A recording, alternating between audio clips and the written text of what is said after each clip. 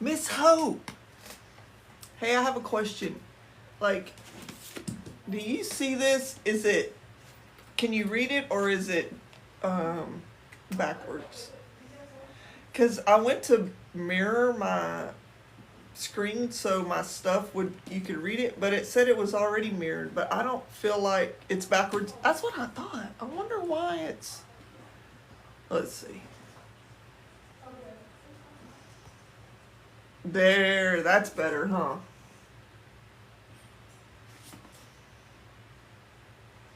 That I can tell now because it's it makes me look weird. So I guess my head tilts to the right. Normally, I guess I just don't hold myself straight.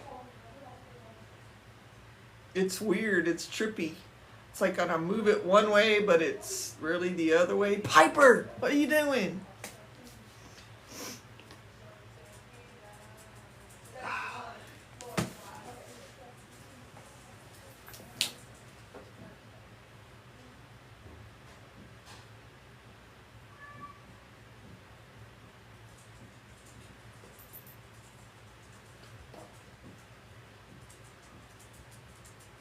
Ooh, I can't spell.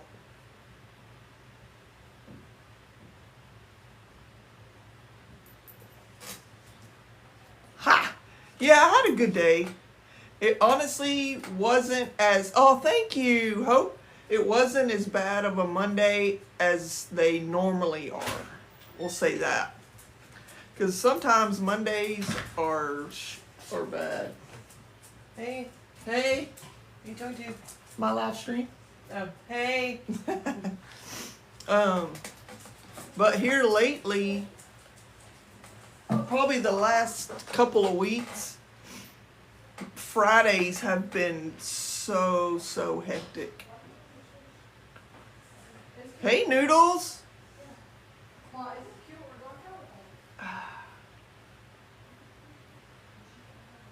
Winter's about to be done here. Well, I think it is done. So hopefully my lips will stop being chapped. Every winter they get like this. And I'm bad about licking them, so it don't make it any better. Did y'all have a good day? I hope y'all had a good day.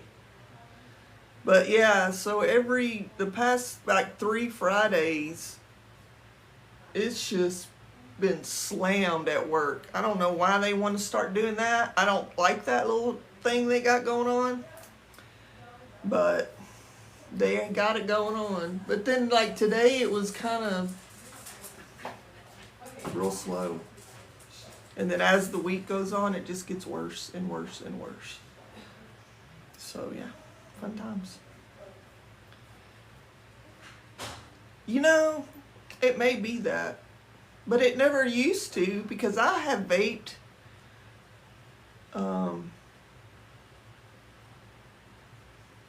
I quit smoking cigarettes in like probably 2016 or 17. And I've been vaping since then. So, and it does in the winter. Now in the summer it won't, but the winter it does. But I've thought about that too, Piper. And then you put chapstick on or whatever, and it gets on your vape. It's just a whole thing. But you know what I found? Because I've tried everything to this winter. Because you can see I got a big split right there. And it hurts. Aquaphor, chapstick. I even got this Burt's Bees medicated.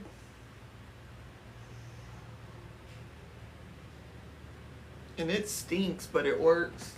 But I put the other day, I was out of town Saturday, and I put Neosporin, and that worked good. Carmex is trash. Carmex is trash. It never helps me. It makes it worse. It like makes them feel real dry. Yeah, but the Neosporin was good. Huh? Okay, y'all have fun. I haven't eaten yet, so I may get you like to pick me up some fast food or something when you're done. Okay. All right. I'll let you know. Okay. Y'all ready? Y'all about ready to get going? I need to share this out. No, Judy, you can't go. No.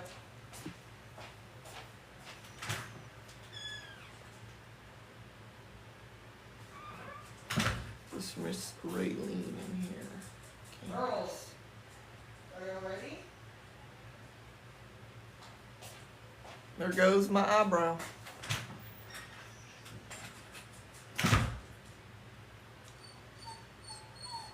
I don't see.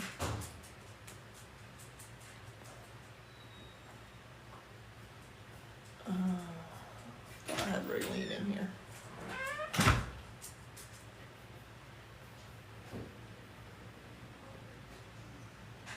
have to search her. Here we go.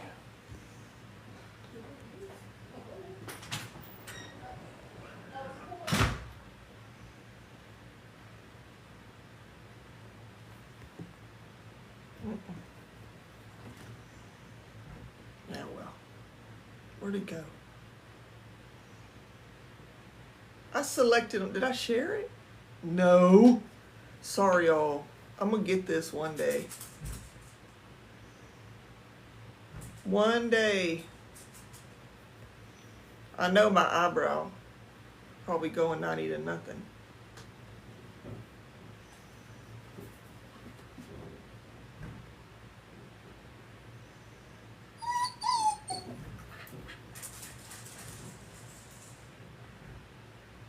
Okay, we're gonna go with that. That's fine.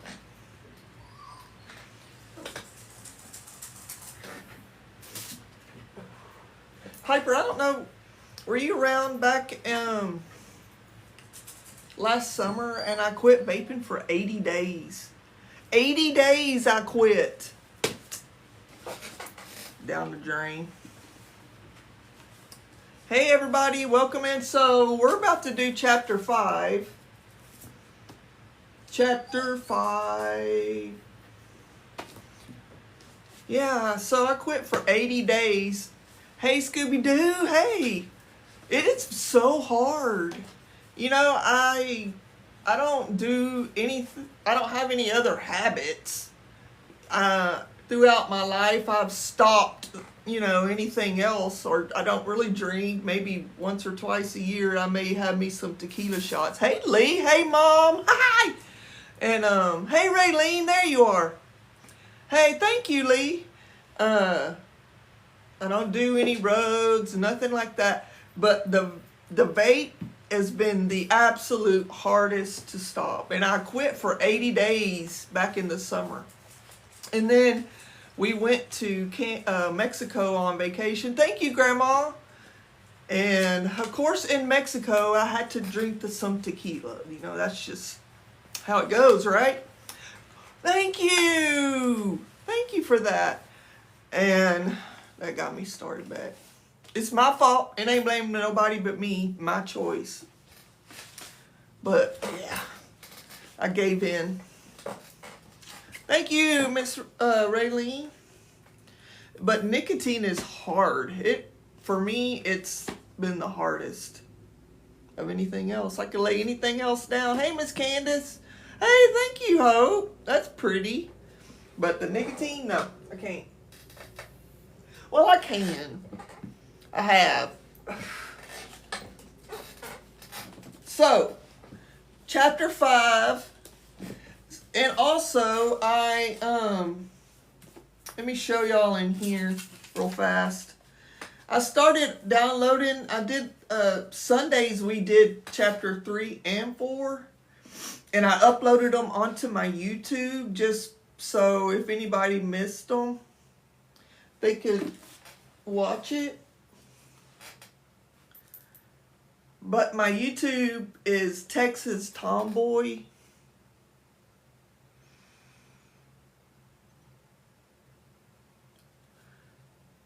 At the top, and I uploaded this Let Them chapters 3 and 4 there if anybody wants to watch them. And I'll start uploading them there, and for anybody that wants to watch it or coming in late or whatever. Did y'all see that? Yeah. It's on. I made a video today as well on my page, and I put a picture of it so you could see what the account looked like today. I don't really use that account. I've had it for a long time, like 15 years. And I'm not a YouTube creator. I don't really upload stuff over there, but I'm just going to put them on for us, for y'all. So, I also need to work on like a synopsis of the chapters we've already done for, yeah. That way we can catch up for anybody that misses any, because it's good stuff. Yesterday when we did chapters 3 and 4, it felt like it was reading our mail, man. It was just like, wow. It was on controlling your emotions, like not letting things like getting stuck in traffic or somebody's coughing on an airplane or any little delay that you run into during the day that's slow or whatever. You know, those things tend to flare up make us irritated and can just ruin our whole day sometimes. And it's just was going over the whole let them, let me instruction. So yeah, you should go over to the YouTube and check them out. Get caught up. But this one, chapter 5, is let them think bad thoughts about you. Chapter 5. Okay? We're going to go ahead and get started. Your husband needs this book. Look, I did too. I really did. Man, I didn't realize how much of that stuff I do let get me in a bad mood. And it doesn't ruin my whole day. Hey, Amy. Oh, thank you, Whoopsie. It doesn't ruin my whole day or anything, but it will ruin my moment. You know, when I could have kept a positive, good vibe about me and I get mad and I'm hollering or cussing somebody in my mind at traffic. You know, those kind of things. That just silly stuff. So, well, that's good, Scooby-Doo. That's good. That's good. I'm usually pretty chill, but little things bother me. My anxiety gets and then I'm fine. Like 5 minutes later, I'm fine. But all right, let's go. Let them think bad thoughts about you. Poet Mary Oliver asked this question in her poem, The Summer Day. Tell me, what is it you plan to do with your one wild and precious life? Hey, Verena, I'm going to read that again. And let's think about it. Tell me, what is your plan to do with your one wild and precious life? I don't know what your answer to Mary Oliver's question is, but I do know this. Whatever it is that you plan to do, other people are going to have an opinion about it. Boy, ain't that the truth. In the next few chapters, you'll learn how to use the let them theory to stop allowing other people's opinions to hold you back from pursuing what you want and limiting the potential of your one wild and precious life. Yeah, they do attract. Yeah, you're right, Scooby-Doo. They do. You have no idea how big of a problem this is. I feel like I do because I feel like it's preaching to me right now. You have no idea how big of a problem this is. Neither did I. It's easy to put a facade. It's easy to put on a facade that you don't care what other people think. But the reality is, we all do. The truth is, people will have negative opinions about you, and there's absolutely nothing you can do to change this fact. When you allow your fear of what other people think to stop you from doing what you want to do, you become a prisoner to other people's opinions. Guilty. This fear impacts every aspect of your life. It makes you procrastinate. It makes you doubt yourself. It paralyzes you with perfectionism. It's the reason you overthink. This is where that ends. It's time to give people the freedom to think what they want. Let them. It's time to set yourself free and let me make the small moves boldly and unapologetically that over time will transform your entire life. The let them theory was a gigantic wake-up call for me. I knew that I was worried about other people's opinions, but I had no idea how big of a problem it was until I started saying let them. Let them judge. Let them disapprove. Let them have their opinions. Let them think bad thoughts. Let them talk about me behind my back. Ooh. Right now you move through life with other people's opinions as your roadmap. Hey Paisley, you take the left or right turn based on what you anticipate other people might think or say, rather than making the turn you want to make. When you navigate your life trying to predict what other people are going to think and say about you, you give your power away. Hey, thick goddess. Hey, girl, how are you? Instead of overthinking every move you make, what if you just let them think whatever the heck they want to think? It's life-changing to free yourself of this burden. Remember the fundamental law of human nature. You can't control what other adults say, do, or think. Try and you'll regret it. The more you let them think what they want, the better your life gets. I know, we're on chapter 5. Yeah, I hope you're doing good. I have my screen mirrored and it's throwing me off because it makes me opposite of what I am. Instead of overthinking every move you make, I just read that. I'm sorry, y'all. I get distracted. No, I didn't. Yeah. Instead of overthinking every move you make, what if you just let them think whatever the heck they want to think? It's life-changing to free yourself of this burden. Remember the fundamental law of human nature. You can't control what another adult says, does, or thinks. Try it and you'll regret it. The more you let them think what they want, the better your life gets. Maybe we needed to hear that again. What if you gave yourself permission to live your life and you gave other people permission to think whatever they want to think about it? What if you pour your time and energy into your hobbies, your habits, and your happiness? What change would you make if you weren't worried about being judged? That's a loaded question. What change would you make if you weren't worried about being judged?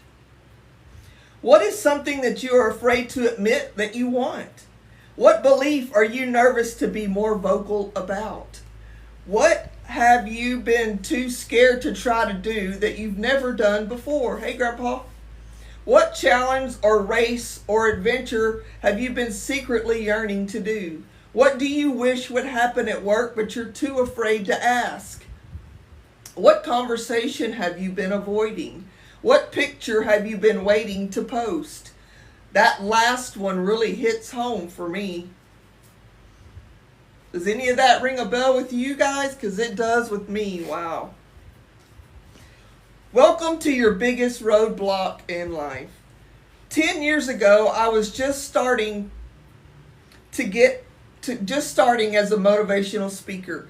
I was brand new to the speaking industry. And like a lot of new businesses, in the beginning, there was no money. To get started and get my foot in the door, I would reach out to small women's conferences and pitch myself to speak for free. If you're starting a business or you've got a side hustle or you're trying to make money online through social media, you're probably nodding your head because in the very beginning, you're putting in a lot of work with zero return. I started getting frustrated that a year had gone by and I was getting better on stage and the audiences were getting bigger, but my bank account was getting smaller. Why? because I was working a full-time job during the week and doing these speaking gigs for free on the weekends. Excuse me. As I wrote about in the introduction, this was during a period of time when my husband and I were struggling with massive financial debt. So I was highly motivated to figure out how to make money doing this. I asked some of the more experienced speakers for advice on how to start getting paid, which is what I recommend you do in whatever business, venture, or side hustle you dream of launching. Every business has a formula. Follow it. I say that because of the things I see people get hung up on all the time is the belief that I need to be different. That is a fancy way to say that you're afraid other people will think you copied them. This is an example of how your fear of what other people think holds you back from following the most obvious, easiest, and most proven path to success. Let them think you copied them, because you did, and they copied the formula from someone else, because they did. Formulas exist because they work time and time again. You will make it unique because you will be putting yourself into the formula.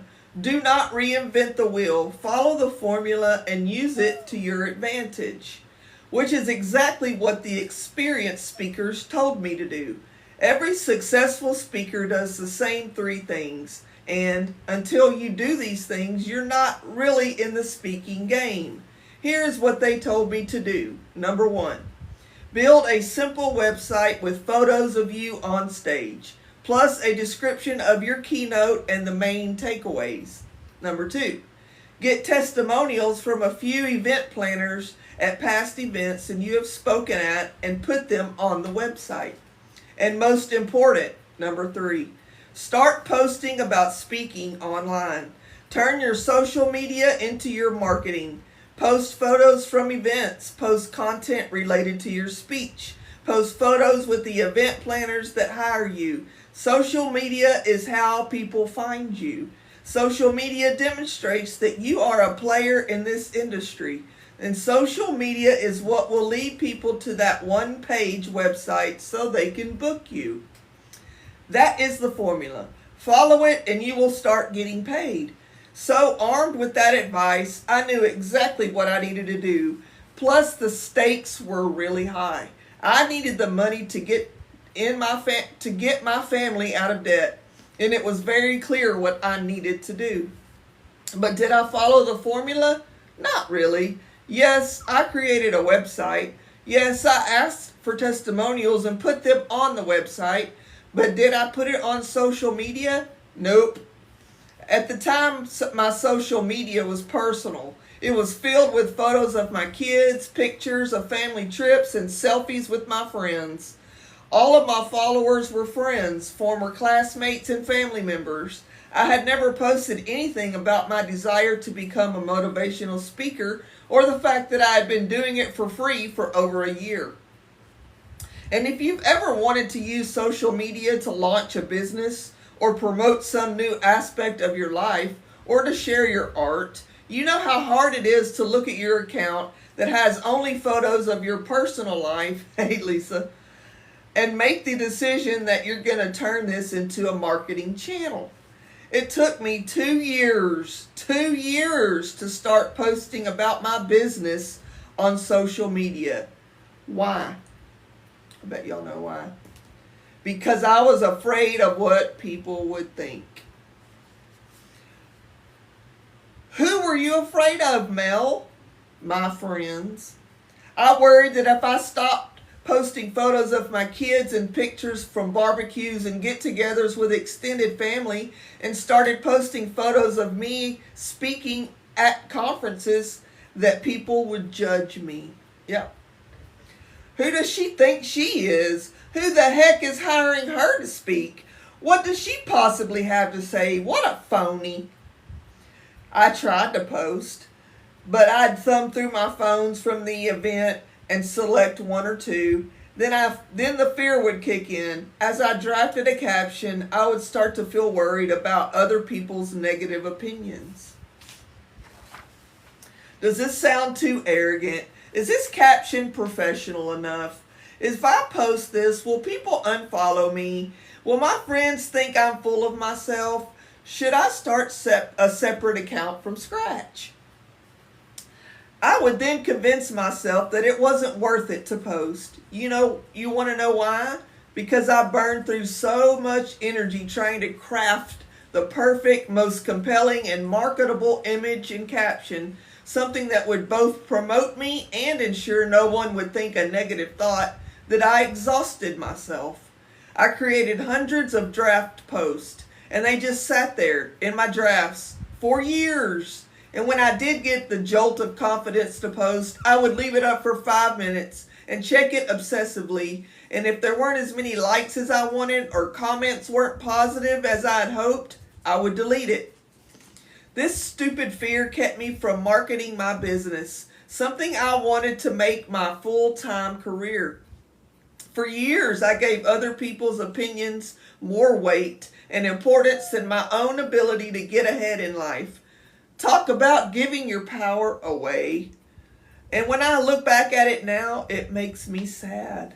I stopped myself from taking the actions that would have helped me achieve my goals, make more money, get out of debt, be able to buy nice things for my kids, and get a lot more clients a lot faster. Isn't that stupid? Of course it's stupid. And yet I'm sure you struggle with the same fear when it comes to putting yourself out there. Whether it's your business, your art, or your music, or your videos, or posting a photo of you in a bathing suit, if you're censoring yourself, it's because you fear people's opinions.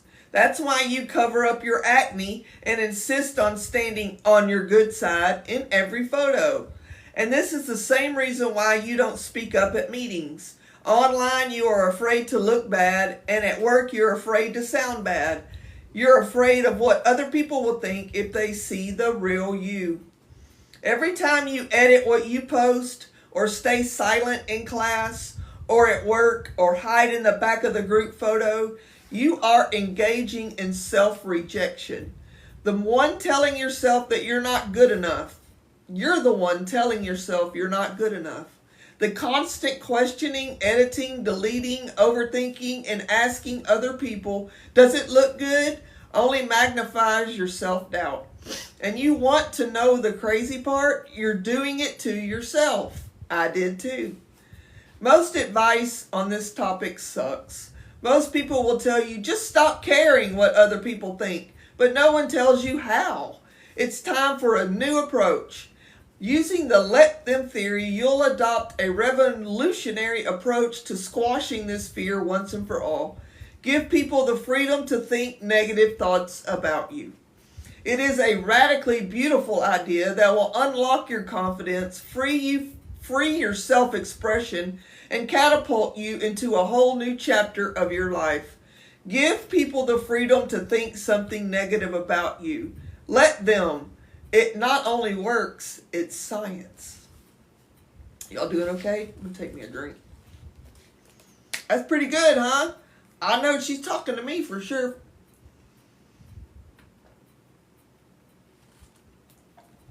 It's hard. It's hard. It's easy to read it and hear it. That's right, Candace. Yes. But I tend to make it my business. Or like she said, I try to predict or think what somebody else is going to think. And wow, that's pointless. When you think about it, it's like, that's pointless. I'm trying to cut these flyaways off. My wife told me not to. She said that was the dumbest thing I could do. So I left it. Me too, Piper. I'm like, dang. I really got to just remember all this stuff. We have to help each other. We have to remind each other and help each other so we can transform into this mindset. All right. You have zero control over someone else's opinion of you. The fact is, it is impossible to control someone else's thoughts. Therefore, fearing what other people think or trying to control their thoughts is a complete waste of your time. You will never feel in control of your life, your feelings, your thoughts, or your actions until you stop being consumed with or trying to control what other people think about you. I'll say it again. Adults will have negative opinions about you no matter what you do. Why? Because adults are allowed to think whatever they want. It is physically and neurologically impossible for you to control what someone else thinks. The average human being has about 70,000 thoughts a day. That's a lot. Most of which are random and cannot be controlled. Which is why it's ludicrous to waste any of your energy worrying about what other people think or trying to change what they think. You can't even control half the thoughts that pop into your own mind. Why the heck do you think you can control what pops up in someone else's? We do think too much. You can't. It is scientifically impossible. That's why the let them theory is so revolutionary. Instead of fearing other people's opinions, you are just going to allow them to think what they want. In fact, I recommend that you assume people will think negative thoughts about you, because people do have negative thoughts about you. This is normal. And by the way, people who love you think bad thoughts about you every day. I have bad thoughts about the people I love every day. This is normal. To prove it, I'll go first. When my husband wakes up, he usually lets out a huge fart. My first thought is, you are disgusting. I love Chris more than any human being on the planet, but I have bad thoughts and negative opinions about him all the time. Same thing with my dog. At 5 p.m., my dog, Homie, is so annoying because he knows it's dinner time. He follows me around, he pants like crazy, he jumps up on me, and you know what I think? He is a giant pain in the rear end, and he needs to chill, but I still love him. With my oldest daughter, Sawyer, who I wrote this book with, is a complete control freak. And when things aren't just right, she gets overbearing and too intense. She goes into OCD cleaning spiral that just stresses everyone else out. But I still love her. Every time my middle daughter, Kendall, FaceTimes me from Los Angeles, it feels like she's wearing a new outfit. I think she is irresponsible with her money, and the last thing she needs is more clothes. But I still love her. And our son, Oakley, is literally perfect. Just kidding. For the first hour he is awake, he refuses to make eye contact and speak to people. I think he's rude, but I still love him. By the way, I asked my children to describe some adjectives they think about me. They said, messy, disorganized, loud, over-friendly, all over the place, controlling, always late, know-it-all. And they have a lot of opinions about how much I share online about our life. And yet, they still love me. Sawyer also wanted you to know that writing this book with me nearly drove her to Okay, let me start that sentence. Sawyer also wanted you to know that writing this book with me nearly drove her to sever parental rights because of the number of times I completely blew up the manuscript for context of this version 11.0. Why am I telling you this? Because everybody has critical opinions about people they love as well as total strangers. It's a fact of life. Embrace it and accept it. Instead of trying to change reality, start using it to your advantage. Let them. Here's another truth. Just because someone has a negative opinion doesn't mean they feel negatively about you as a whole. I can think a bad thought about my husband and I still love him and treat him with so much respect and kindness, because two things can be true at once. You can be annoyed by the way someone is acting and still love them to death. This is how you feel about the people you love. You think their friends are bad influences. You think they are overreacting. You think their boyfriend treats them poorly. You think their business idea is going to fail. You think they are self-centered, but you still love them. My point is simple. Adults will have negative opinions about you and everything you do. Let them judge. Let them react. Let them doubt you. Let them question the decisions you are making. Let them be wrong about you. Let them roll their eyes when you start posting videos online or you want to rewrite the manuscript for the 12th time. Instead of wasting your time worrying about them, start living your life in a way that makes you proud of yourself. Let me do what I want to do with my own one wild and precious life. This approach is liberating because right now you're living your life making decisions trying to anticipate what everyone is going to think. When you let the fear of what people think dictate your choices, you limit your potential and hold yourself back from pursuing what you truly want. It's the reason you procrastinate, doubt yourself, get paralyzed by perfectionism, and most importantly, is why you wake up every day and avoid the work that would actually help you get ahead. You're so afraid of judgment that you don't take any risks at all. Isn't that what you're afraid of? That you'll be judged? That if you get divorced or quit the real estate business or go back to school or cut your hair or try out the soccer team and get cut, everyone will have an opinion about it? Of course they're going to have an opinion about it. So what? This stupid fear is stopping you from trying new things, taking risks, being yourself, and making the small moves that over time will change your life.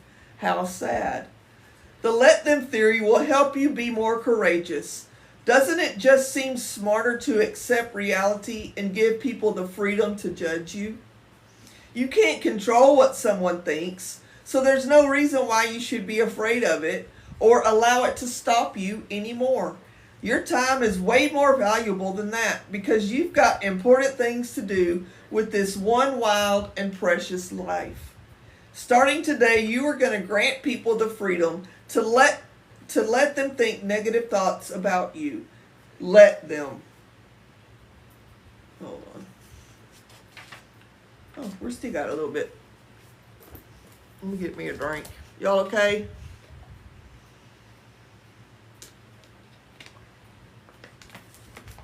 This invite random people to co-host pops up all the time. I don't know what all that is. I'll just ignore it. Okay, good. I'm going to hit this vape over here in the corner. Oh. I told y'all I mirrored the screen so you could actually read stuff. But it's got me thrown off. Thrown off. Okay, good, Lisa, good. But I don't want people to think negative thoughts about me. I know what you're thinking, but I don't want people to think negative thoughts about me, Mel. I know you don't. Neither did I. But the fear of what other people may think, this is a major source of your self-doubt. I'm not good enough. For whom? I'm not smart enough. For whom? They're going to be mad at me. Who's going to be mad? My parents won't approve. So? If I do this, no one's going to like me. Who is no one? What will my friends think? Whatever they want. Does this make me look bad? To whom? Every one of these common fears is tied to other people. That's why I'm repeating the fact over and over again. Adults will have negative opinions about you and your outfit and what you just said and what you just did last week and what you want to do. Let them. Adults are allowed to think whatever they want to think. So are you. This is why the let them theory will set you free. Instead of living your life on the defense, you're going to get on the offense. You're going to play the game of life the way you want. Let them think what they want. Let me do what I want. Here's another truth. You are so much stronger than anyone's opinions about you. Stop giving your power to other people and step into your potential. That was good. I'm going to read it again. Here's another truth. You are so much stronger than anyone's opinions about you. Stop giving your power to other people and step into your potential. Let me live my life in a way that makes me proud. Let me make decisions that align with my values. Let me take risks because I want to. Let me follow the path my soul is turning me toward. By doing what makes you happy, being brave, taking risks, and following your own path will always be more important than other people's opinions about it. This is your life. Stop letting other people's opinions ruin it. Write the book. Ask them out. Wear what you want to wear. Go surf all day. Go back to school. Drop out of school. Move. Get a dog. Book the trip. Stop drinking. Embrace your sexuality. Take the path that you've been scared to follow. The more you use the let them theory, the more you'll realize that underneath this fear, your soul has been nudging you all along in the direction that is meant for you. That's so true. Every time you say let them, you clear all the noise and distraction on the surface and create a space for something deeper. Your voice, your intuition, your truth, and your unique path in life. It's always been there. It's just been buried beneath all this fear. As you use the let them theory to free yourself of the burden of other people's opinions, you'll begin moving through life with your values, your needs, and your goals as your roadmap. Instead of anticipating what other people might think, you'll navigate your life in a way that makes you proud of yourself. And that's it right there. That's the secret. When you are proud of yourself, you hold all the power. Make decisions that make you proud. This brings me to a very important point about prioritizing your needs while also maintaining supportive and loving relationships. The point here is not to move through life as a selfish or narcissistic person who doesn't care about other people. The point is learning how to put your needs first as you're balancing what works for you with the expectations and feelings of other people in life. You don't want to be a doormat, but you also don't want to be an inconsiderate bulldozer. It's a balance. Let's say you have a crazy busy weekend coming up. On one hand, you have a close friend celebrating a milestone birthday, and it's one of those really fun weekends where friends are all getting together to celebrate. For you, it means making a 4-hour drive to get where the party is going to be held, and you know that the right decision for you is to be there. On the other hand, you promised your parents months ago that you would come home the same weekend because your grandparents are visiting. You want to do both. Yeah, Noodles, same here. Yeah, that's changing. It's all changing, Noodles. We're changing that. You want to be a good friend, and you want to be a good child, and you want to be a good grandkid, and you move heaven and earth to drive 4 hours north of the city to be present for the Friday night festivities for your friend. And you're glad you did. You stay up late, laughing with friends, and down a bottle of wine. You have an absolute blast. Then the next morning you wake up at 7 a.m., you roll out of bed, put on your sweats, leave a note saying you're sorry to miss out on the rest of the weekend, and get back to the car and drive yet another 4 hours to your parents' house to spend the rest of the weekend with your grandparents. As you're driving on the road, you are proud of yourself for making the effort. Little do you know, you'll find out later, the birthday girl was upset that you left and apparently said, "I don't know why she even bothered coming if she could only stay one night." Let her. 4 hours later at your parents', a little hungover and a lot tired, you step out of the car in your sweats and hug your grandma, who is so excited she's teary-eyed. Then you hug your mom and she whispers in your ear, your grandmother was so disappointed you weren't here when she arrived last night. And then she adds, "We need to leave for lunch in 10 minutes. You need to change." Let her. I'm telling you this story to prove 2 points. First, Even when you bend over backward to try to please everyone and make it work, even that won't guarantee that other people won't think a positive thought. Let them. Second, and this is the most important point, don't be the person who bends over backward to make everyone happy. I used to be that person. It left me depleted and feeling like nothing I could do was ever good enough. Now that I know the let them theory, I bend over backward to make myself happy. Let me explain. The reason to make a Herculean effort or to show up at both your friend's birthday party and to see your grandparents is that it makes you proud of yourself. Don't go to your friend's birthday so they think you are a good friend. Go to your friend's birthday because it makes you feel like a good friend. Don't go home to see your grandparents because it makes your mother happy. Go home to see your grandparents because it makes you happy to prioritize your grandparents and your family. When you operate in a way that makes you proud of yourself, it doesn't matter what other people think. They're going to be mad that you left early. They're going to be mad that you arrived late. Someone is always going to be disappointed by the decisions that you make. Don't ever let it be you that's disappointed. And don't let guilt drive your decisions. That was good. Don't ever let it be you that's disappointed in you. That's good. And when you go to your parents' house because you feel guilty, you've turned your parents into the villain. When you choose to go because you'd be mad at yourself if you didn't, you're in control of your situation and your decisions.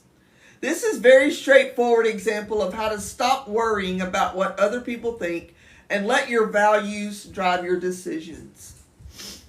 But what about these moments when your opinion and someone else's really do clash? Like, what if your mom doesn't like the person that you're going to marry? What do you do then? I've been there. Oh, that's the end of the chapter.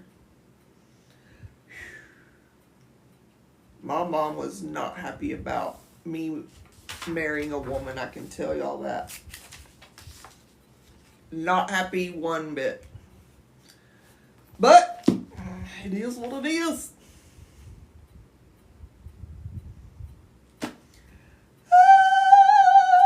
That's good. I'm gonna post this on my YouTube too in case anybody wants to go back and read it. But yeah, for sure. If anybody wants to talk, you're welcome to come up and talk. Either way, I'm glad y'all all been here. I really enjoy you all. Yes, Grandpa. Hey, 420. I like to read. Sometimes I fumble up on my words, but you know. The only thing about it, I always worry. It's not worry. That's probably the wrong word to use. I always wonder, because when I read a book, if I read something and it kind of resonates with me, I'll go back and read it again. So I always wonder, like, if anybody wants to hear that paragraph again or this again. So if it kind of clicks with me, I'll repeat them. But you know what I mean. You think I should? What should I do, Lee? You think I would trip over my... Oh, yeah. Thank you, Verena. I love to read. I've always liked to read. We love it because it... yeah, that's true. I try, you know. Like some of those, a lot of nuggets in there. Little nuggets of wisdom. You know. I want to try to put together... I'm going to work on that tomorrow, I think. Or tonight. Like a synopsis of what we've talked about so far. Like just to say right before... Thank you, Grandpa! Look at you! Spicy! Is it spicy? And the roses! That's what I always say when I get my tattoos and it's hurting in some spots. I'm always like, ooh, it's spicy. Why is it spicy? Thank you, 420. Thank you, Grandpa. I love y'all. Whew. What's going on out there on these streets? Anything? Who's live? Who can we, let's see. Who can we bust in on? Oh, that's not it. Oh. I just changed my comments and they're like all on the screen. Swipe left to close. Oh, yeah. Oh, that's cool. I didn't even know it did that. Lisa, we do Mondays, Wednesdays, and Sundays. Monday, Wednesday, and Sunday. I'm going to look up. If the chapters are short, I will double it. This one was a little longer. Like last night's, I probably could have done more than 2, except my tooth was hurting. Marina, did you ever, Marina, did you have an update? You have an update on the saga? Oh no, Candace. Gosh, that stinks. You better quarantine him. Oh, it's gone? Well, thank God. That's good. That's the best outcome that could have happened. Did the Jimmy get it or did the law get it? Get in the box, Marina. Tell the story. Grandpa put that trailer on her property. Dang it. Thank you, Bama girl. Oh, good. Good. So you didn't have to get tied up in no... You didn't have to get nothing stuck on your shoes, stepping in nothing. That's good. Good. Watch out, Dallas. He's been bugging me this whole time I've been on live down here whining.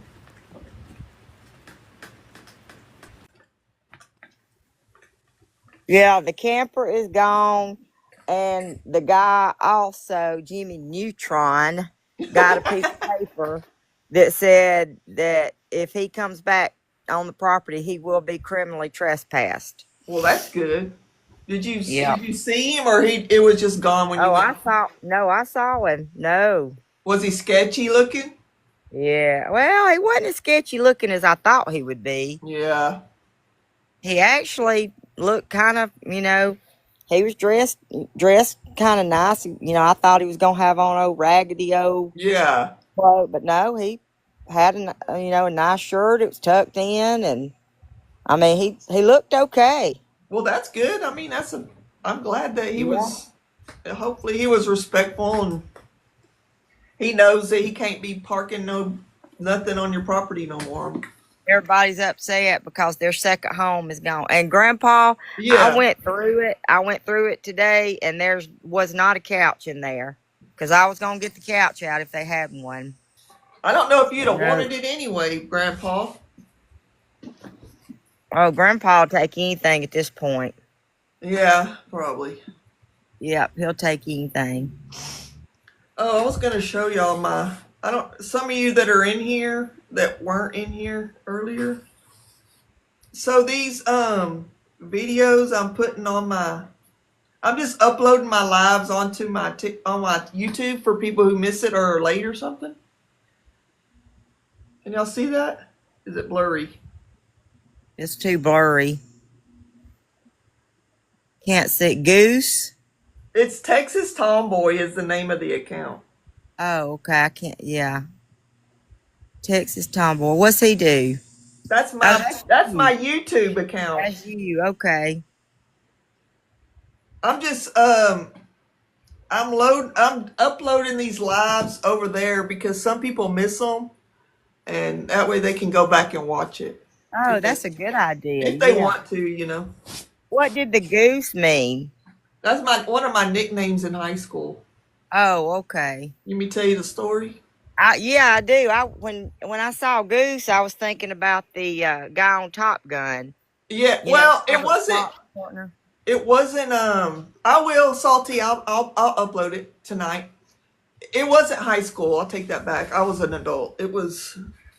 Well, they called me that in high school some, and then later on, I had a little love affair with Grey Goose for a while. Oh, and that's where it came from. Yeah. Okay, I used to love Grey Goose too. Yeah, I liked Porn Star Dirty, shaken not stirred. I like the orange. I got where I was drinking the orange Grey Goose. I never tried that. Hmm. But I ended up drinking a whole bottle one time. Oh my goodness, I bet you was sick. And I'm pretty sure I probably had poisoning. Yep, you probably did. And ever since then, I haven't really drank much. And that's been probably 20 years ago. Oh my goodness. I don't Yeah, blame you. that's Something it. like that will do it. Yeah, I never was a huge drinker. I like to party with my friends and stuff, but I wasn't like I didn't have a problem with alcohol. Thank God. Yeah. Melissa, there in the chat, she's a friend, like a real life friend, and they go on these camping trips with us, and Oh, things get western. I don't drink that much, I'm 420 friendly, but I'm not really a big drinker. yeah. But but that's how I got the Goose name. They started calling me Okay. that after that. Now we know where Goose came from. Yeah, that's where it came from, Gray Goose. Mm. But Yeah, I drink that too. I know it. yeah, it's good. No, this is it. Down, saw 'em off. Salty's a Longhorn, and he likes to come in here and talk about that junior college that they have in Austin. A junior college. How you gonna come in here and brag about a junior college? It is hard to recover now. Used to Yeah, it wasn't so bad, but the older you get, the worse the yeah. next day is. That's what my wife always says. She's like, "I'm never drinking again," and I'm like, "Okay." If I had a dime for every time I heard that. And you do think that. Yeah, Just like when you like eat a lot, you say, I'm never going to eat yeah. again. Okay, Lisa, I'm glad you're here. I'll see you on the streets. Hi, Lisa. I fly. Oh, iFly came in. Hey, my friend. So good to see you. Yeah. How you doing? iFly, you missed my camper saga. Yeah, he Came home did. yesterday and a old camper was parked in my hayfield, and Jimmy Neutron dropped it off.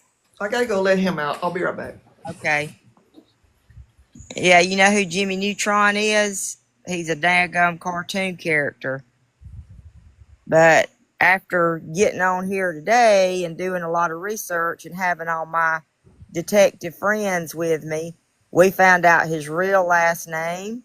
We found out a lot of stuff about him. So the camper is gone. She He gone. finally got it. Okay. So what's going on them streets? Do y'all know?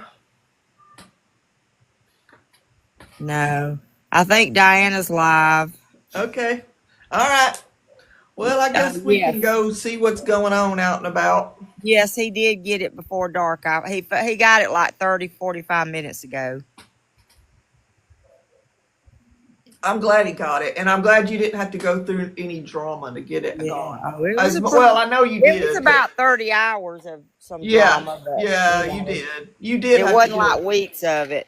Yeah, and he didn't have to deal with the law and all that. Like it could have got real nasty for you, I think. Hmm. So that's good. Mm.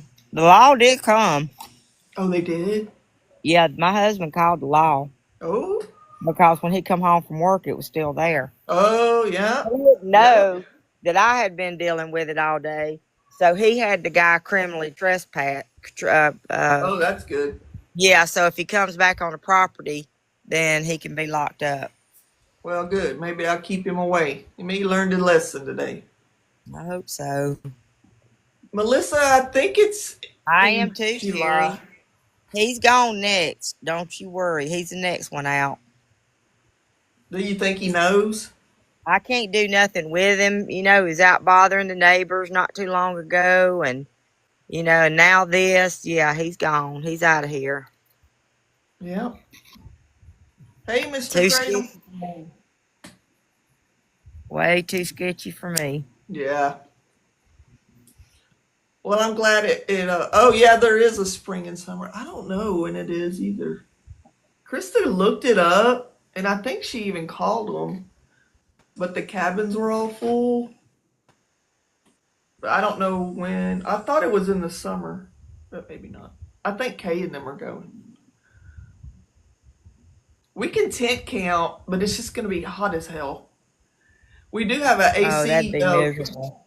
Yeah, we have an AC, a window unit we used last July when we went. Not last year, but the last time we went, it was July. We tent camped. And we used a little window unit. It actually wasn't bad.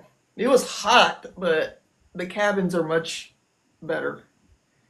Is you get a bathroom and all that stuff, a kitchen and stuff. It is very hot. Yeah. It's like being in a hell. Yeah, it is. Temperatures in July's July ain't the bad. best time to tent camp. July and August are so hot in Georgia. Oh Oh, yeah, here too. Just June, July, August, September, and most of October is like we don't start yeah. cooling down till the end of October usually. Yeah. And sometimes even Halloween, you never know. It'll either be you'll either have a jacket on or you'll be sweating your everything through. It just never you never know how it'll be. Yeah. Yeah, you don't really. You gotta have an AC unit to me because I'm just not about tent camping in the summer. I just no. Now I would in the spring or fall without it, but yeah. But we put that little window unit in that tent and we just left it running. Hmm. It was nice and cool in there by the time I would go to bed in the evening. God, I bet that is nice. It was. We put I've never heard of that an air before. mattress in there and a little window unit. It has a little cutout for a window unit. Hell, you might as well get you a penthouse. You gonna do all that? Yeah, right. Well, that's about the extent of my tent camping. I'm not going to get much rougher than that if I don't have to. That's glamping. That's not Yeah. camping. That's glamping. Yep. All you need is a good hot bath in there, and you'll be doing good. Yeah, for real. That's the thing. You got to go down to the community showers and stuff if you're tent camping. But they do have cabins out there that have kitchens and bathrooms, which is nice because then you can buy like groceries and stuff. But Grandpa, when my son was little, we used to every New Year's Eve would get sleeping bags and pillows and put in front of the fireplace, turn the fireplace on and watch movies and eat oh, that's fun. popcorn, and that was the That's extent of fun. my camping. It was Yeah. fun. My grandkids have liked to do that before. They said it. We set one up in the backyard and they slept in it over the night. The teenagers did one time, not the little kids, but They they stayed thought in that it was all fun. night. Yeah, out in the Man, backyard. yeah. The teenagers did, not the littles. When we was little, we used to tell our mom and dad that we wanted to sleep on the trampoline at night, and we never did make it all night. Yeah, We'd be back in our beds. I think we try to do that too. Hey, Breezy, how are you doing? Haven't seen you in a while.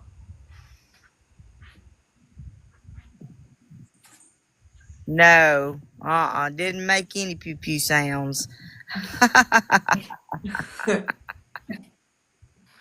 Oh Lord. Oh, geez. I got homesick. Yeah, Lee, really? Yeah, I you been probably would have staying out too. trouble today? Hey, hippie girl, how are you? Welcome in. Oh You've yeah, the been. back of the truck. Yep, done that Oh, it before. is gummy time, isn't it? Tried to, never made it. Didn't ever make it all night, but we did try to do that. I'm doing good. We've been reading My this. horse trailer. My We've horse. been reading this. I just read chapter 5. So on Wednesday we'll read chapter 6. You're welcome to come back and listen if you want. But welcome in. Doing good. What are you seeing? What I miss? What does she see? Do you see what I see? A child sleeping in the night. 420's always looking and listening. Yeah, that's good. Yeah, Oh, it it sure is is. gummy time. It's 8 o'clock here. I'm past due. Oh, thank you, hippie girl. You don't have to do that, but thank you. I appreciate you, sweetheart. Hippie girl 420. I felt like she fit right in. Yeah, I broke it to my mother the other day. I might get a let them tattoo on my bad foot. What'd she say? Well, first she's like, "You better not get no tattoo." And then I said, "Well, if I put it right here over my scar, it might be all right." And then I think she said, "Well, that might be all right," but she didn't like it at all. She's a Church of God. Yeah. She's Just Church of real. God. Oh, Yeah, yeah. she's Church of God. Oh. We went to a Church Yeah, of God for about 5 years when this area. My dad's Baptist preacher, yeah, but the area we lived in, there wasn't any Baptist churches close, but there was a Church of God, so we just went there. yeah, And that's some of the best people I think I've ever met, but they're very strict. yeah. I like to listen to Jensen Franklin on Sundays. If you ever get a chance to listen to him, Who is it? Jensen Jensen Franklin. He's really good. Jim it? What's the J first? Jezen Oh, Jensen. I messed that all up. Yeah, he's good. Really good. He's a preacher? Yes, and he Okay. is. You can, hippie girl, you may.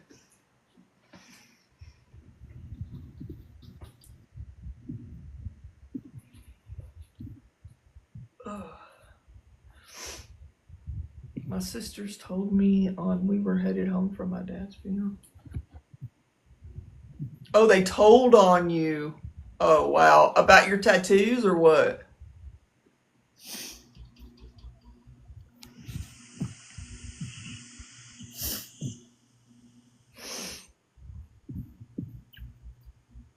I'm waiting on Hippie Girl's question. So, my mom, okay, so my mom and dad, my dad's a preacher, my mom's may as well be.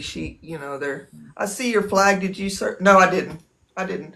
I used to work at the Postal Service, and when I left there, they gave it to me.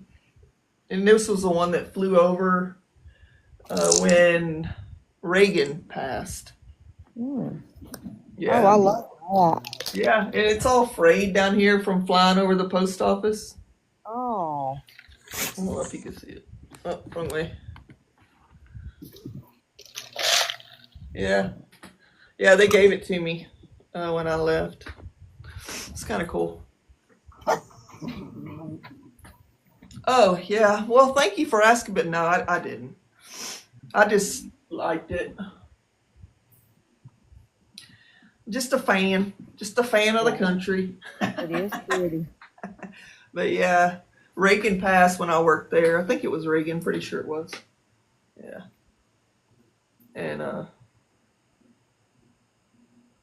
I always thought I'd like to work at a post office. oh, I loved it. I really did. And I probably would still be there, but they made me mad. I started Go there. postal on them. What? I said, did you go postal on them? No, You I never didn't. heard of that? Yeah, I have heard of it.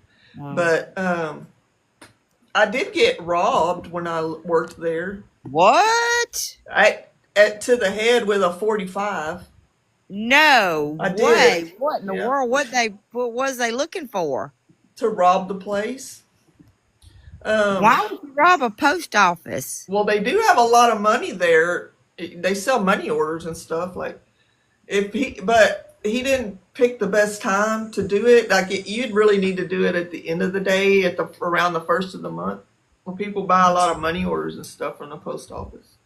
And but what he did was he showed up at like 7:30 in the morning, Hmm. and I just got there to open it up. What happened was I just got out of college. I had a degree in computer drafting, and that right after that, right when I was about to graduate, the 9/11 happened, and that in that field just went they weren't hiring. This country just kind of stopped with that stuff, for a while. But I had to have a job, so there was a little post office in that area that was hiring. So they hired me part time. But they told me if I worked part time for a year, he'd bring me on full time, and so that's what I did. Well, I ended up working there 5 years, and I still wasn't brought on full time, but I was working full time. I worked 6 days a week. He had been the postmaster had been gone off on like a they called him a duty or something, but he had been gone for almost 2 years. Like I ran the post office, I had the keys, I did everything by myself, and I what they call an officer in charge. That's what I was. So I got to work one morning, and I was standing out by my pickup smoking a cigarette before I went in, and as I was turning around to go around the back to go to the back door, he was standing back there behind the building with a 45. And if I had to do over, I would have never went inside with him. But he was like, "Let's go," but I wasn't thinking, and I was young, and so I let him in with me because he had. Well, you're supposed to. They tell you to do whatever they say. Yeah. I just. Did he go to jail? Oh yeah, he went to federal pen. Eventually. So we went in. I had to unlock the safe with that. I can't believe I did all that combination, but I'd done it so much it was just habit, with him following me with that pointed right here on me. And so he got the money order machine and the cash drawer out of the safe. And then he walked up to the front and he was like, "Open this stuff." I'm like, "There's nothing in there," but I'm opening it. He got $53 is what I had in the drawer because we weren't even open yet. Like that was just what we leave in the drawer to start the new day with. And so he took the keys to my truck, took my cell phone, locked me up in the bathroom, and left. I'm like, I'm in the bathroom. He never hurt me. He never put a hand on me. He didn't talk disrespectful to me. He just told me to go get in the bathroom, and he shut the door. And so at the time I had a Dodge pickup truck that had pipes on it. Like when you cranked it, the exhaust, it was loud. So I heard my truck start, and I was like, "Dang it."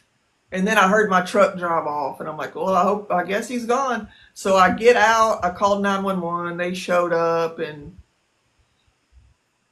I think sometime that next week, they called me down to the police station, and I ID'd some mug shots, and I picked him out of a mug shot. And then they went and found him, and he was over in Louisiana by this time. They found him somewhere over there, hiding out. And about a year after that, we went to federal trial. And after I testified, and then right after me, the cop that responded to the 911 call got on the stand. And then he pleaded out after that and stopped the trial. And they gave him, I think, 19 years of federal time. Wow. He got out not that long ago. They sent me a letter telling me he was getting out, but I don't live in that area anymore, so I wasn't really worried about it. Yeah. But yeah, it was. I worked at the bank, and she had that happen to her one time. They came in and robbed the bank and held it to her head. Yeah. Well, she still has problems with it today. Really? He had on a mask and everything, and Yeah. all she could see was his eyes. Mm-hmm. And she just said she just sees that every once in a while. It took me a while because he had on his face was I could see his face, but he had on a hood, like a hoodie, sweatshirt or jacket or something. Yeah. And there for a couple years, like people walking around with hoods. Even now, like if one of the teenagers and it's kind of dark because it was foggy that day, and like if it's kind of foggy and I see somebody in a hoodie with the hood up and stuff, I can feel it like trigger me a little bit. Yeah. But for 99% of the time, I don't think about it really.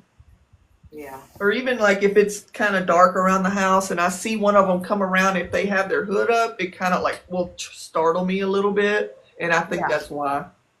Yes. So, Of course, that would. That's something you don't forget. heck no. But God had His hand around me that day, you know, Oh yeah, sure because did. it could have went way different in a lot of different ways. Yes, it could have. So I've just been, well, thank y'all. I appreciate it. It's just one of those things now that I have a testimony for, and that honestly, that situation, um, really, really, really taught me that Jesus is my best friend, and no matter what I'm doing, He's right there with me, Uh-huh. right there with me. Because I got so nervous and scared before I had to go to federal trial and get up on that stand. I was on the stand for about an hour and a half, and they grilled me. Mm. Not the postal service, but this other guy's lawyer, Mm-hmm. trying to discredit me or confuse me or whatever it was, but it didn't work. But I Yeah. remember dreading it before, and the Holy Spirit speaking to me and was like, Sarah, I'm right there. I'm in the car with you. I'm going to be on that stand with you. No matter what you do, I'm going to be there. So just don't worry Yeah. about it. Like, we're going to That's get through right. it. Is it lagging? I don't know. I don't. It's not lagging for I got a me. green light. You may So, have to go out and come back in. yeah. But it really, it gave me some valuable, um, I don't know. Made you strong. Yeah. Gave you strength. I'm Yeah. sure it made you stronger. It gave me a it taught me how to lean in times of Stronger struggle. in your faith. Yeah. Yeah. It taught me how to lean to Him. Mm-hmm. It's gotten me through a lot, and just that story, and that's when my mama, I was so scared to go back to work. Like I would get out of my truck and go, because you go in the back door where we always did, because that's where the mail's going to be coming in the mornings. And just trying to get the keys into the door, like Uh-huh. I'd be scared. Oh, I know. Oh my And goodness. I was out there by myself, you know, and my mom had given me this little magnet, and it had that scripture: God has not given us the spirit of fear, but of power, love, and a sound mind. God has Yeah. not given us the spirit of fear. And I Mm-hmm. said that so many times that it just like, that's what I would repeat to myself as I'm trying to get in there. And then eventually my hands stopped shaking, and it Yeah. just became okay, you know? So, Mm-hmm. yeah, True. crazy, crazy times. But I don't really think about it that much. Hardly ever. But it happened. That was about 20 years ago or so. Yeah. Yeah. Hey, Yeah. When I Roger. had my car, Thank you, when I Roger. had my car wreck, I can remember knowing I was about to hit that car and Yeah. just doing nothing but praying. I mean, that's the first person you turn to. Yeah. Yep. Thank you, Roger. Yeah. It really, at the time, I think it took me about, I don't know, I had got home that night. Of course, I didn't have a vehicle because he stole it. I didn't have my purse, and all my stuff was in my truck. All I had taken in was my keys and my cell phone. Oh, it's in April. Oh, that won't be so bad. We can camp there. It probably won't be that hot. It probably may be hot, but not as bad. Favorite celebrity is the theme. Who would you go as, Sarah? Mm,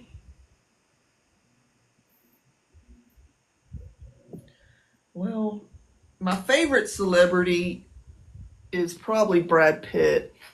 Hmm. But Good one. Brad Pitt, Johnny Depp. He got $53, she said, Piper. Yeah, he got 19 years for $53. Thank you, Roger. He did steal the money order machine. Back then, you know those machines, they're manual. You have to put the numbers, set the numbers, and then crank Yes. it down on that money order Yep. machine. Yep. That's what we had. And so, but what he didn't know, and he was kind of ignorant, I guess, he should have known, because On the $1,000 place, you can only buy a money order of $1,000 or less. And above the one, there's a bunch of other numbers, but we don't use those. So it was actually taped to the, like, you couldn't even move it past the one on the 1,000th spot, you know? Well, he removed that and made a $4,000 money order and then tried to go cash it somewhere. Like, they know if you have a $4,000 money order from the Postal Service, they don't do that. Like, you can't get over $1,000 money So order. that's how he got caught. Yeah, then. it was. They went to Lake Charles, Louisiana, and made a $4,000 money order and got a bum off the street and paid him to try to go cash it. So when he went into this little check cashing place, they called the law on him because they knew that wasn't right. Like, there's no post office going to give you that money order. They would have gave you 4 money orders at $1,000 each. Mm-hmm. And so when they did that, they detained him till the cops got there, and he sang on the other one. Mm-hmm. So if he wouldn't have done that, I think they would end up finding him because I saw a car out there that morning that what normally there was a old shut down gas station across the street, and there was usually nobody there because it wasn't open. But that morning there was a car sitting out there. Yeah. I didn't really think anything about it at the time, but I'd noticed it. And when the postal inspectors and the FBI came out there, they were interviewing me because it was federal. And they were like, anything different, anything. It doesn't matter how insignificant you think it is, tell us. And they ended up finding that car was from Enterprise, and they tracked him down that way too. So. And back then there wasn't any cameras or anything. Well, we did have a camera in the front. In the back, you could see him, but you couldn't really make him out because of that hood. But it wasn't good quality camera. You know, it was kind of like, it was black and white, and it was kind of just older. But they did play that first clip of him at the trial on one of our cameras that caught him. I can't remember. It was the front because he went around to the front and went in the lobby and then went back out and went around back before I'd even got there. Because, you can go in the lobby of those post offices in 24 hours. Yeah. So, yeah. Mm. He remember his name, Randall something. I don't know. Can't remember it. Randall. Gosh. I used to know his last name and now I forgot it. I probably shouldn't be saying it anyway. Maybe he got out and is a better person now. No, Florida Gator, the guy, Jimmy Neutron, came and got it. But he was met there with the sheriff deputies, and they gave him a thing to not come back on the property or he'd be criminally trespassed. Mm-hmm. Well, that's good. It's been a crazy 30 hours. For sure. I know that raised your blood pressure up. And Stacy's. Among other things, made me mad at my brother. Thank you, Pamela girl. I love you. Yeah, but I think he come out pretty daggum good because he didn't get locked up, and we thought he had a warrant on him, is what we thought today. Yeah. Oh, no, Roger said he got his camper stolen 2 days ago. It may be in Marina's yard. No, the guy, the Jimmy Neutron guy said that my brother said he could put it there. My brother said he did not tell him he could put it there. Oh, he's joking. Oh. Well, I feel like he wouldn't have just come put it there without permission. I don't think he would have either. I feel like that wouldn't have been the spot he chose. Yeah, I think the brother did absolutely tell him he could put it there for a few days, thinking it. I don't know what he thought, but that was stupid for him to think that. Of course, he has been out roaming around the up and down the roads, thinking he knows people. But he's a little shot out. Mm. We Oh, got him. Bama Hey, Bama Man. Man. Thank you. Welcome in, Bama Man. Good to see you tonight. Well, Yeah, that's a great book. I'm glad you're reading it. That's helped us all a lot.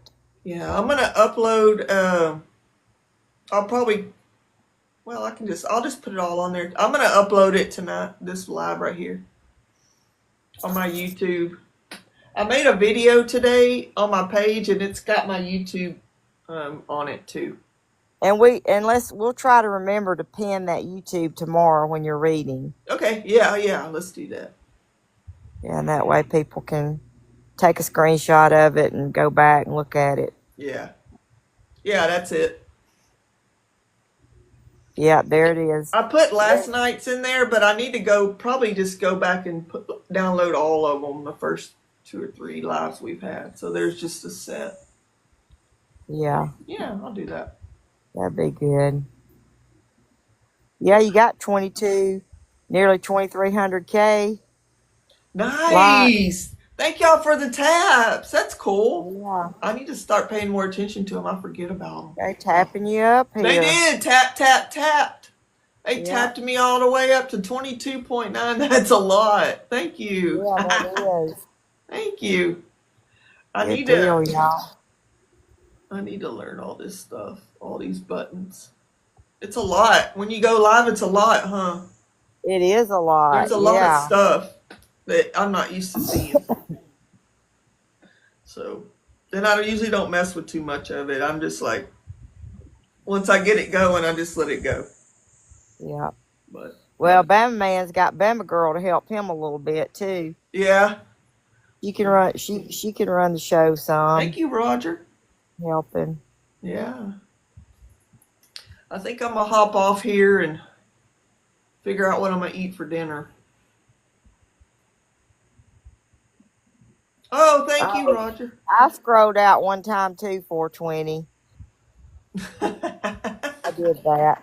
Hey, on your iPad, I've noticed, like, I don't know about yours, but on mine, if anybody gets in boxes, it makes my comment section like this big. But if you turn your iPad sideways, it'll put the comments all on the right side of the screen, and it fixes that issue. Oh, okay. I figured it out on accident, but now if I'm watching any live that have people in boxes, I turn it sideways, and it's way easier than having to look through a space this big of comments. So you see like 1.5 comments. I'll try that next time because that is a little bit space to read them. Yeah, just turn it sideways, Candace, and it's much better. Thank you, Roger. It's actually, it gives you the whole screen that's full of comments. Yeah. So. Thank you for the goat, Roger. Yeah. So. Well, what you gonna eat for supper? I don't know. My wife and them, they all went to eat crawfish tonight. Oh. They were like, you want to go? I was like, no, we'll have a stream at 7. I was like, I think I'm going to call them and get them to stop and pick me up some fast food. That's what I would do, or let them bring you something back from there. Yeah. Thank you for coming in, Bama Man. I enjoyed you being here. Yeah. Yeah, thanks for coming in, y'all. This is great. Yeah. I love it. It's helping a lot of people. You should be able to go into your settings, into your print. I think it's on display. Yeah. It'll say display or something like that. You got your yard mode? Oh, I really got to work on my backyard. Lee did too. She mowed her lawn today. I did not. I need to too, but I'm going to be gone all weekend and ain't going to get done. Well, it can't be that bad right now, y'all. It's just like this high, probably around the edge. Yeah. But the actual yard isn't, but just Not like bad, right on the edge. Yeah. Good night, Miss Hope. Thank you for being here. Sleep good if I don't see you around yet tonight. I'll see you around tonight, Sarah. Okay. I love y'all. Love you. Bye-bye. Right. Good night, y'all. I'll see y'all Wednesday, okay? Wednesday at 7, we're going to meet back. Good night, Bama girl. Thank you for coming in. Good night, Piper. I may see y'all on these streets. I'll be roaming around for a little while. I usually find my friends. So, but I'll see y'all around these dirty TikTok streets. Good night.